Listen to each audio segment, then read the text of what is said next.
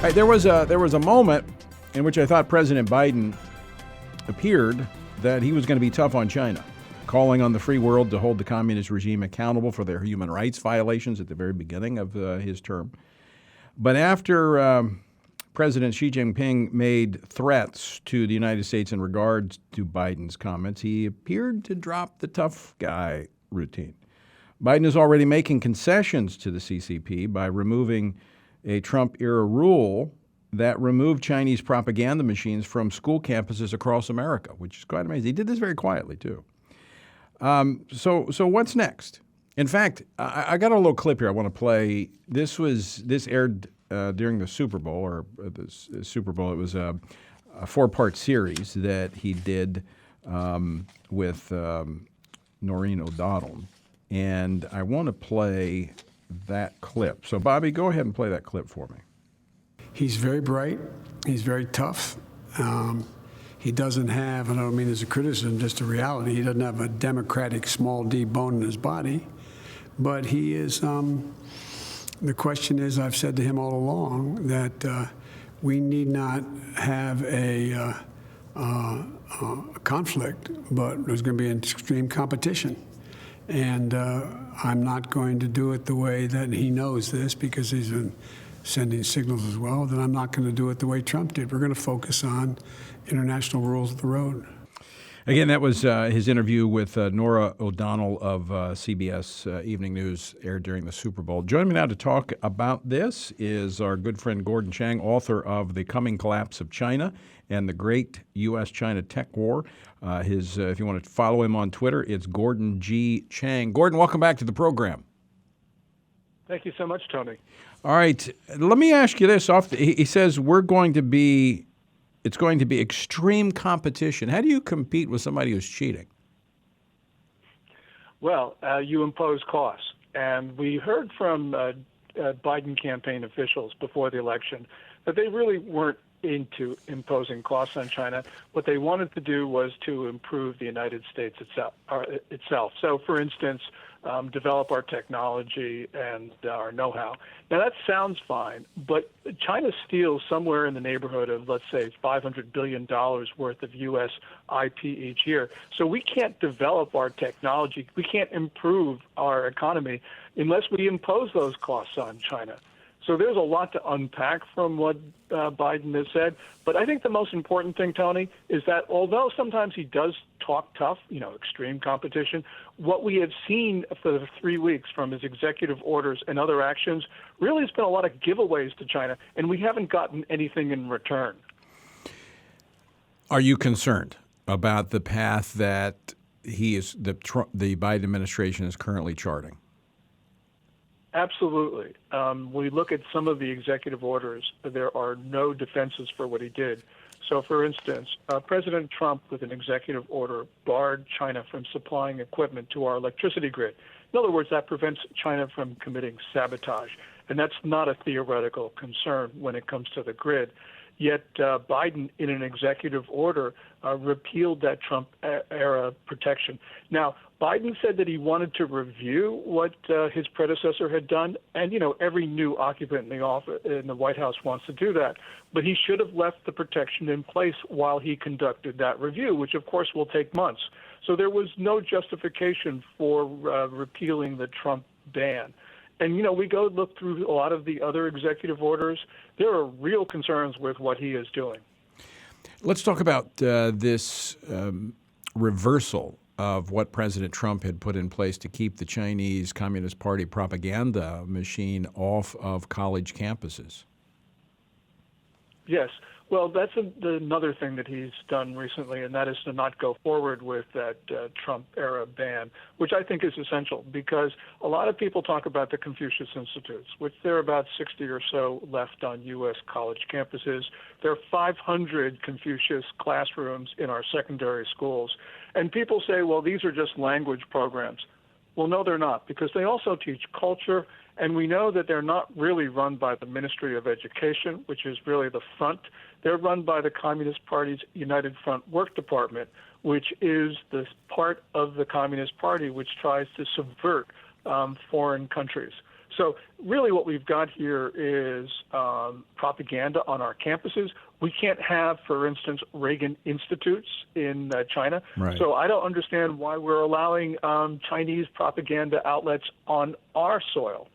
I mean, the way I see this, Gordon Chang, is one of the last things that former Secretary of State Mike Pompeo did, in fact, it may have been the very last thing he did leaving office, was to talk about how China was involved in basically genocide when it came to the Uyghurs and other minorities in China.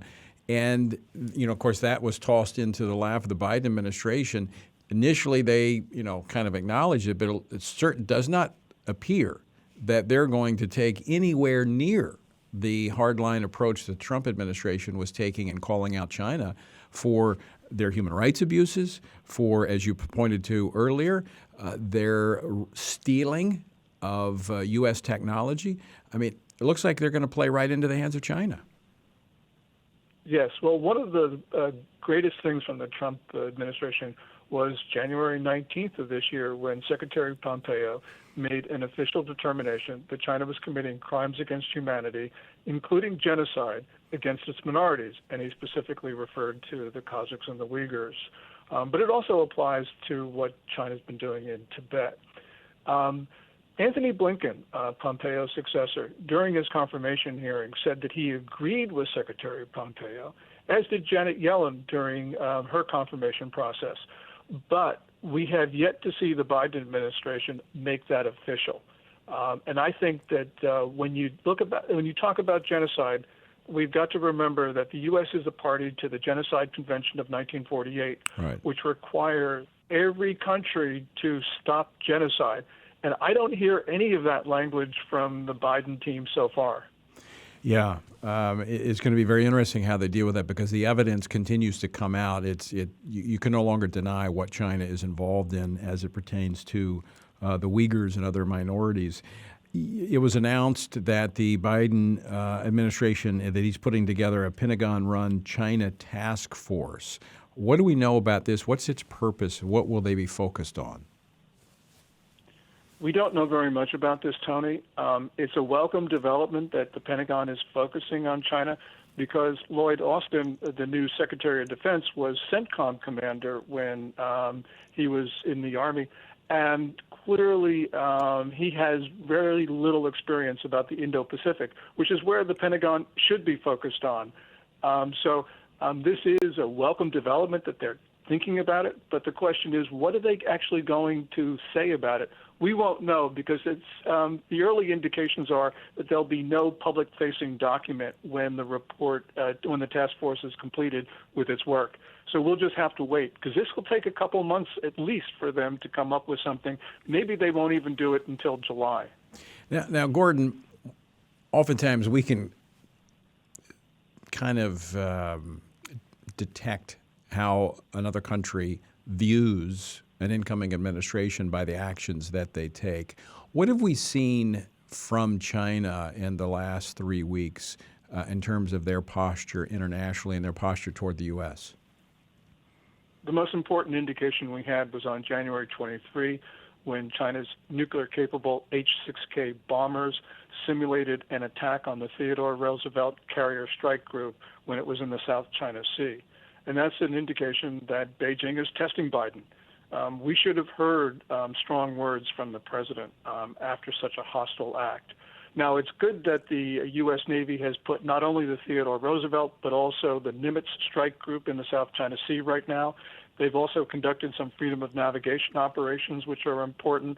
But we need to hear the President of the United States talk about this because this could lead to conflict. Now, I want to talk about that for just a moment, Gordon Chang. When we're facing a multifaceted threat from China. I mean, we've got the propaganda that they're doing here in the country to basically undermine our democratic institutions. We see them stealing technology. So they're engaged in that from an economic standpoint, but then militarily. So which is the greatest threat that we face from China? Well, the attack is on all fronts, so it's really hard to differentiate. I would look at the economic threat as the most important because the economy of China gives it the cash in order to develop the weapons that they're configuring their military to fight us. So I look at the economy as being the most fundamental. But we also, last year, China actually incited violence on American streets. And they did that in a number of different ways. They also did that this year in connection with the January 6th riot at the Capitol Hill. So this is more than just subversion, Tony. This is an act of war, and it's continuing, and we need to stop this because they are trying to create turmoil in our streets, leading to the destruction of our form of governance. And we have to recognize the comprehensive and the maliciousness of this challenge to us.